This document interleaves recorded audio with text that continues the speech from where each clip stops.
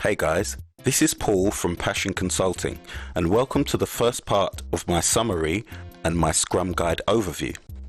So what I really want to do in this first part is tell you so that you know why it's important to understand and what's in the Scrum Guide in depth. And I also want you to understand how that's going to help you when you go forward to do an exam, or even if you're not doing an exam, how it's really going to help you in your everyday work using Scrum. So the first thing I've highlighted here is in the Scrum Guide, and is the fact that the Scrum Guide, which was written by Jeff Sutherland and Ken Schwarber, is the definitive guide to Scrum and the rules of the game. And you may ask, why is that important? Well, the reason why that's important is because from my experience in the industry, one of the number one reasons why people go wrong with Scrum is because they don't really truly understand the foundation. What you've just seen Ted explain is an overview.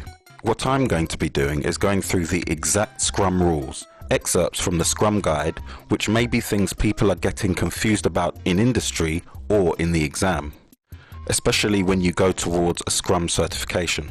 So the first thing I want to draw out here is that this is the rule book, guys. This is what you need to read and understand if you want to be doing Scrum correctly. If you deviate from this, and don't get me wrong, in life there are always common sense reasons for doing things, and I always say if common sense tells you to do it or not to do it, and it really does go against something in here, and it really is common sense, then think about whether you really want to do that. But I never have, and I can't remember a situation where I have had to completely contravene one of these rules. This is the first thing I want to say, is that this is the definitive guide. So really understand this book, the Scrum Guide. The next thing I want to do is to draw your attention to something. It's the fact that when Ken and Jeff wrote this originally, there were some minor changes. Some would say major, but I think they are subtle but distinct changes. And this was done in July of 2013. So this is the newest revision, I might add, at the current time of me recording this, of the book, of the guide.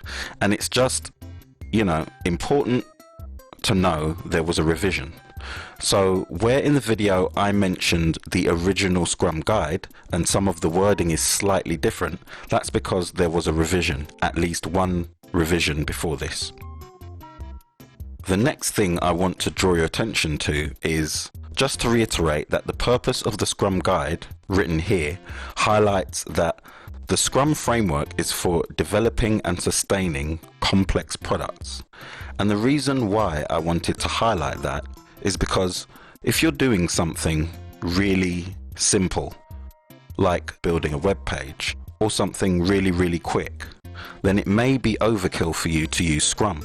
Because planning out with a team building a web page, having a retrospective on building a web page, having a sprint review on building a web page, in some cases may well be overkill if the web page is simple.